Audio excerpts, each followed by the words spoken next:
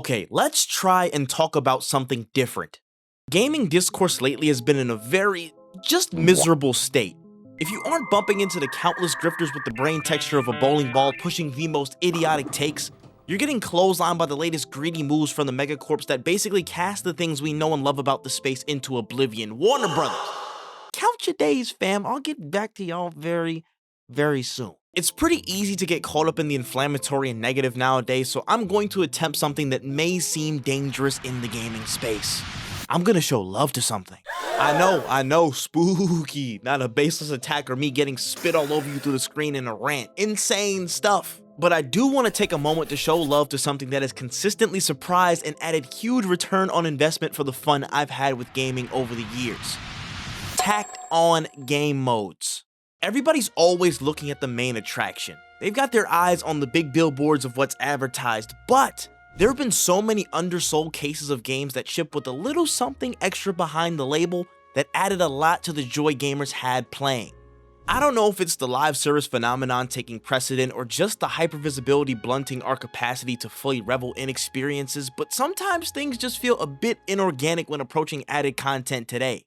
Maybe I'm being a hipster about it, but there's nothing like jumping into a hole-in-the-wall kind of experience where you have no expectations and being blown away by what you find. The genuine surprises on disc, the unlikely heroes of an experience, the tacked-on modes we've seen across history are gaming's second sons, and they deserve their flowers for how they held the space down with their contributions to good times over the years. So sit back, relax, and take a trip with yours truly as we give a little love to the second sons of gaming and talk about tacked-on game modes. Now, a good place to start on this would be outlining what a tacked-on game mode even is, and before that, what it is not. And it definitely isn't anything that exists primarily in the main experience of a title, so little Easter eggs and minigames don't really factor in here, but much respect to them. All the things like Gwent, Captain Quark's minigame from Ratchet & Clank, caving in after Roman tells you, "Cousin, let's go bowling," don't count. But they all have their dope place in gaming I could talk about one day. Let me know in the comment section. Offshoot modes, aka tacked on modes, aka second son modes. I like remixing things, so I'm gonna stick with second son. No, not that second son. Anyways, second son modes exist outside of the bubble of the game's main attractions, running counter to or independent of them in most cases. You still see them around today in some form or function undoubtedly, but with more things being interconnected to keep folks hooked on the content IV, you don't get as many true to form second son modes that flooded the 2010s and 2000s. Some visible and veiled marks of second son modes include their development typically being handled either by an auxiliary cohort of devs in a given studio or created in a shorter amount of time as a lower priority piece, repurposing the elements of the main attractions for an alternate directive, and not having a lot of dinero poured onto it compared to the other big fish these experiences would be swimming in with. More often than not, these modes would take what existed in their bigger companion experience, retool assets, create some new parameters of play, and launch into something the main experience was just going to miss covering at worst, or usher in an entirely new way to view the game at its very best. The overwhelming majority of these modes were multiplayer and in all honesty were not the most polished and properly packaged pieces in the shed, so being overlooked was commonplace, but being common wasn't the only fate for this shade of gaming. On one end, some second son modes stayed diamonds in the rough and weren't received like royalty, but on the other end, a number of these modes grew to such acclaim that they transcended their status to be recognized on equal, if not greater footing than the main experience itself to gamers out there. Any way you slice it, I think a bunch of these second son modes created a lot of joy and are a joy to the gaming space as a whole. But why are they a joy? It honestly comes down to one major factor for me. They're unexpected. It's fair to say that most of these game modes were seen as afterthoughts in development and a checked box when looking for a way to get involved in trends of more upfront replayability through some effective half measures.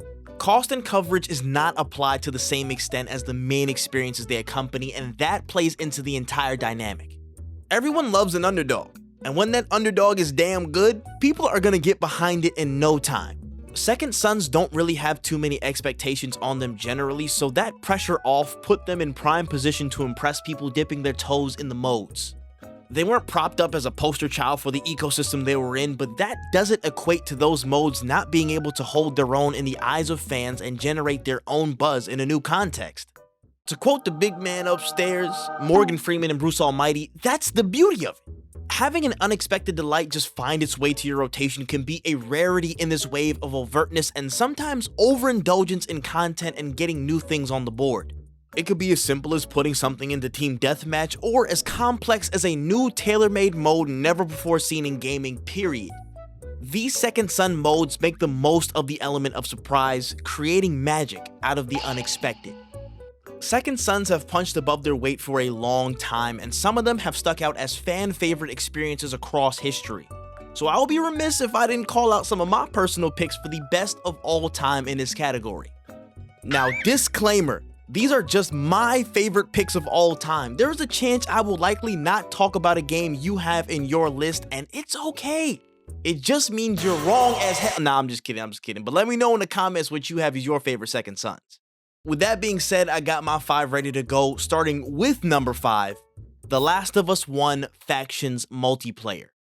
The Last of Us is without doubt one of the best games of all time, and I think an underrated piece of evidence for that claim was the inclusion of factions, which took the core gameplay loop and cast it into the context of players choosing between the Fireflies or the Hunters, then playing in multiplayer matches to fight for supplies that are required to keep their respective clans healthy.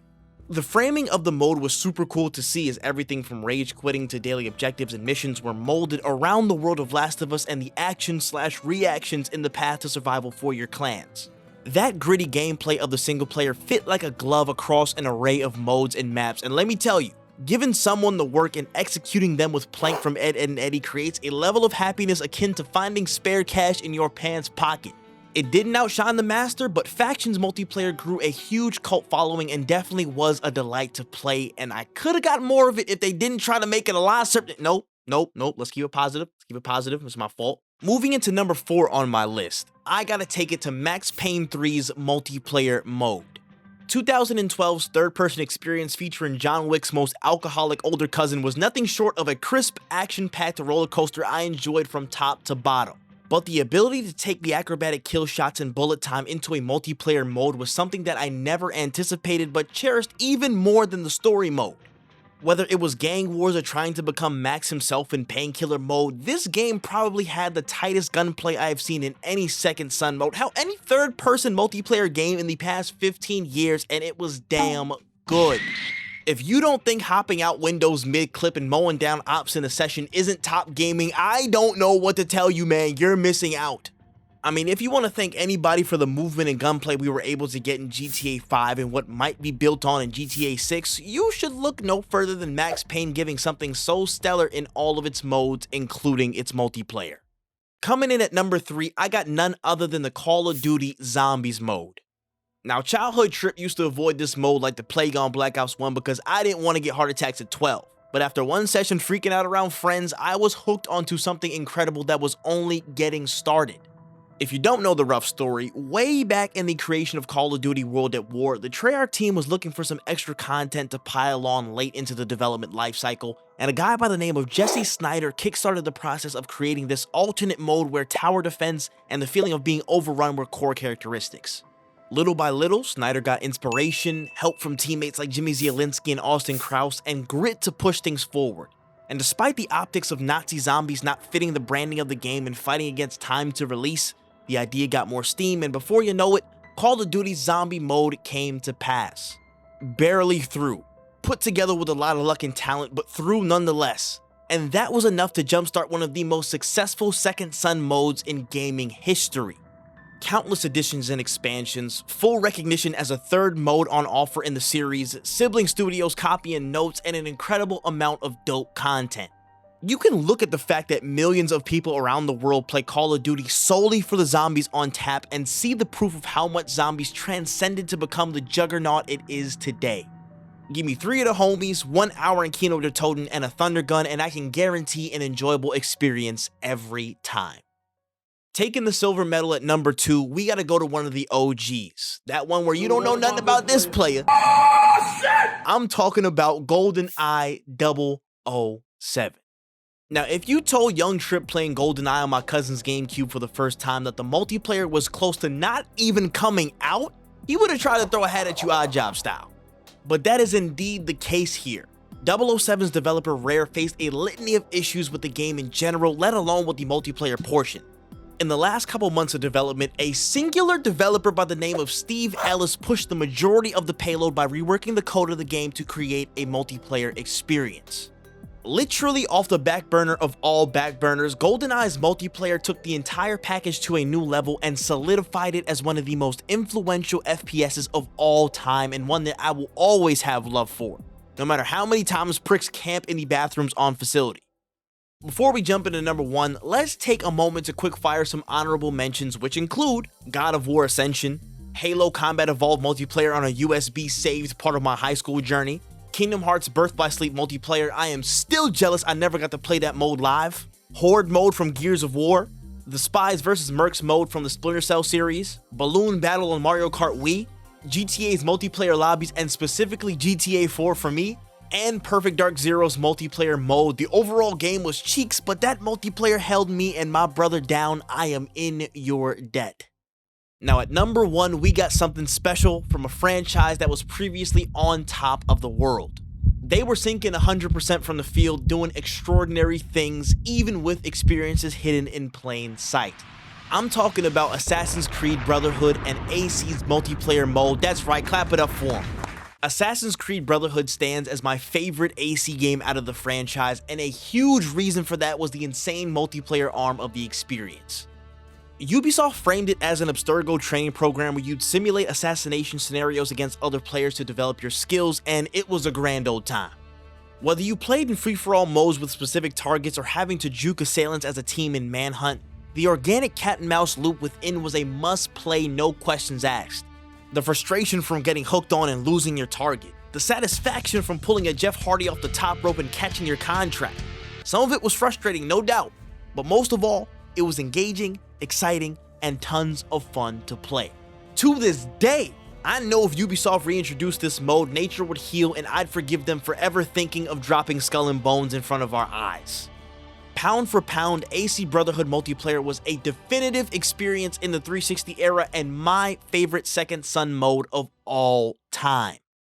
In gaming, I really miss the consistent feeling of not knowing what to expect. Don't get me wrong, the content we're getting now is insanely good and I am up to my neck in experiences I'm either loving or can't wait to get into. It's just that bit of surprise, that smidgen of novelty and discovery has always been an enriching piece of gaming, and the Second Sons represent that in a lot of ways. They may not be the most polished, promoted, or parsed out, but these Second Son modes never wavered in trying to give gamers even more fun once you boot it up. And for that, I'll always be grateful.